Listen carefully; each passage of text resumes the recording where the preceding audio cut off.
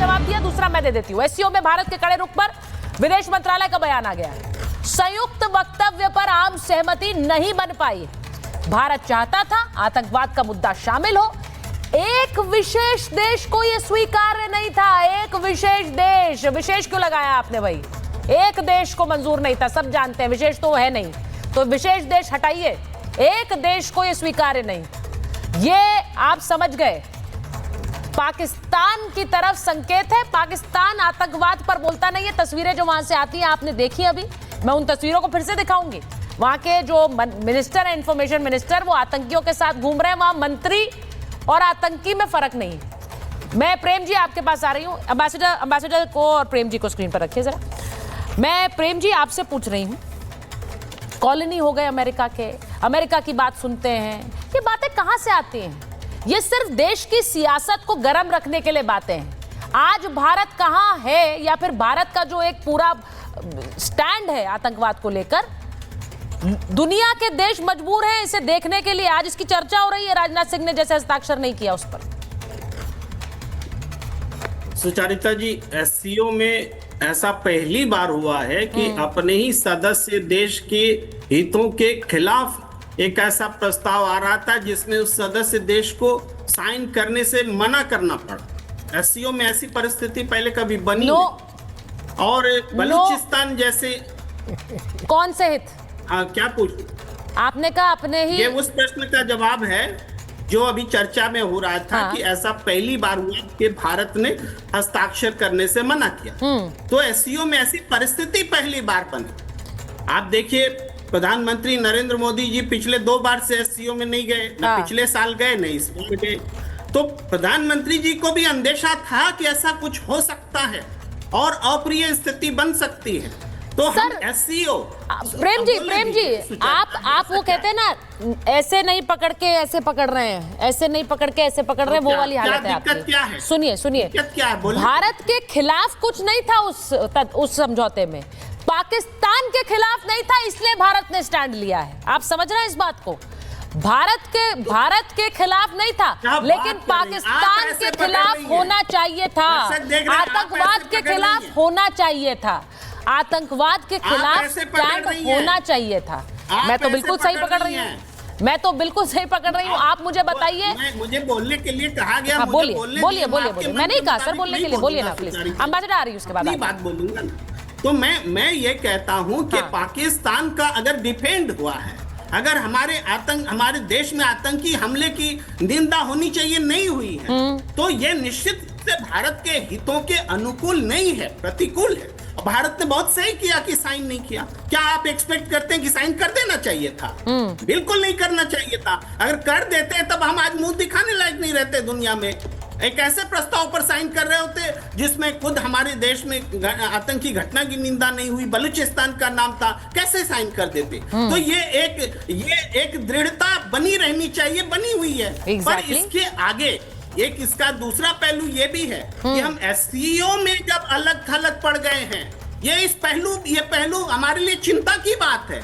SCO में हम अलग थलग पड़ गए हैं, ये साबित हो रही है इस घटना से। ये हमारी विदेश नीति के लिए भी चिंता की बात है। ऐसी स्थिति क्यों बनी कि भारत को साइन करने से रोकना पड़ा?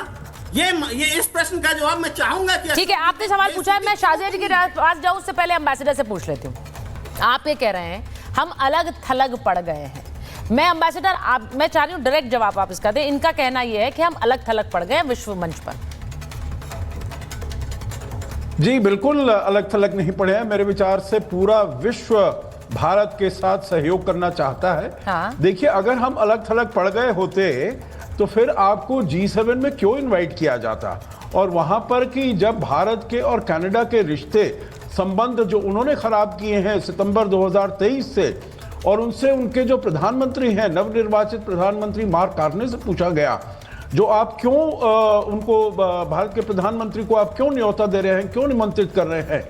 उन्होंने कहा मैंने सभी G7 के और जो सदस्य हैं उनसे बात की है, और उनका कहना है जो विश्व का कोई ऐसा मुद्दा, बड़ा मुद्दा, क्लाइमेट चेंज, टेररिज्म, कोई भी चीज का, किसी भी मुद्दे का समाधान भारत की वहां पर प्रेजेंस पर, नेगोशिएटिंग टेबल के बिना वो नहीं हो सकता है। इसीलिए भारत को हमें बुलाना जरूरी है। भारत विश्व की चौथी सबसे बड़ी अर्थव्यवस्था है और हर क्षेत्र में भारत, चाहे एजुकेशन हो, हेल्थ केयर हो, जो भी क्षेत्र है, सप्लाई चेन को रेजिलियंस हो, सबके लिए भारत का आना जरूरी है। देखिए, दूसरी वो जो कह रहे थे, आप ही ने जिक्र किया, जो प्रधानमंत्री पिछली बार एससीओ के समिट में नहीं गए थे। क्यों नहीं गए थे? क्योंकि उसी समय इलेक्शन हुआ था और हमारा पार्लियामेंट सेशन चल रहा था। अब देखिए, अगर पार्लियामेंट सेशन को छोड़कर वो किसी उसमें अंतर्राष्ट्रीय सम्मेलन में चले जाएं, उनकी सरकार का पिछले साल सरकार का पहले पार्लियामेंट सेशन था, तो उनकी कहां पर है ज्यादा, उनकी लॉयल्टी कहां पर होनी चाहिए? अपनी पार्लियामेंट क्यों होनी चाहिए? नहीं होती तो आप ही कहते जो साहब क्यों चले गए। दूसरी बार आपने कहा इस साल नहीं गए। इस साल का तो अभी समिट हुआ ही नहीं है। इस साल का तो समिट अगस्त सितंबर में होना है। ये तो रक्षा मंत्रियों की मीटिंग थी, ये समिट नहीं था। तो इसीलिए आप देखिए, आप अपनी जो इंफॉर्मेशन है ना, उसको थोड़ा पूरा करिए, उसको थोड़ा जो कंप्लीट करिए। एम्बेसडर सज्जनर, आपने गलत कर दिया सर। आपने तो भाई प्रेम जी, आप क्या सवाल पूछने गए थे? अब देखिए जवाब आपको क्या मिला है। उन्होंने पूरी, अब आपके सामने पूरी आपके सवाल को, एक होता है ना जवाब देना, एक होता है डाइसेक्ट करके पूरा खोल के रख दिया। अब वो क्यों नहीं गए ये भी सुन लिया, पिछली बार क्यों नहीं गए ये भी सुन लिया। आप और क्या क्या सुनेंगे आप एम्बेसडर से? उन्होंने जो फॉरेन कहते हैं ना, जो काम उसी को साझे। इसीलिए एम्बेसडर आपको पूरी तरह समझा रहे हैं कि क्यों प्रधानमंत्री नहीं गए, क्यों इस बार जो बैठक थी उसमें नहीं गए। अच्छा सुनिए मेरी बात, मैं सिर्फ इस बात को इसलिए समझना चाह रही हूँ क्योंकि प्रेम जी मुझे बोलने का दे रहे हैं। आप ही तो बोल रहे हैं, आप ही का तो सवाल लिया मैंने एम्बेसडर से, और किसका सवाल लिया? हाँ कर्नल सिंह, सवाल तो सर आपने ही पूछा, कोई ना कोई जवाब तो देगा ना। अरे सर, एक्चुअली एक बात रखना चाहता हूँ, दीजिए रखने मुझे। अरे भाई तो फैक्चुअली आप सवाल भी तो पूछिए। सवाल भी आप ऐसा पूछ रहे हैं जिस अब मैंने वहां पर कहा परखच्चे उड़ा दिए पाकिस्तान के भारत नाम पर आपने, यहाँ पर और सवालों के भी परखच्चे उड़ रहे हैं। हमसे पूछेंगे भी नहीं, आपने हम पर तोहमत लगा दी, हमसे पूछेंगे आप पूछिए ना भाई, पूछिए। नहीं भाई तोहमत हटाइए, मौका आपका, हटाइए तोहमत। मैं कह रहा हूँ, अशोक सज्जनहार जी ने कहा कि संसद का सम्मान प्रधानमंत्री को करना चाहिए और संसद चल रहा होता है तो उनको देश में रहना चाहिए। बहुत सही बात है। क्या नरेंद्र मोदी जी ने इस भावना का के अलग जाकर के संसद के चलते हुए विदेश यात्राएं नहीं की है? पता है अशोक सज्जनहार जी, नहीं की है। लेकिन एससीओ में जाने में वो कह रहे हैं चल रहा था।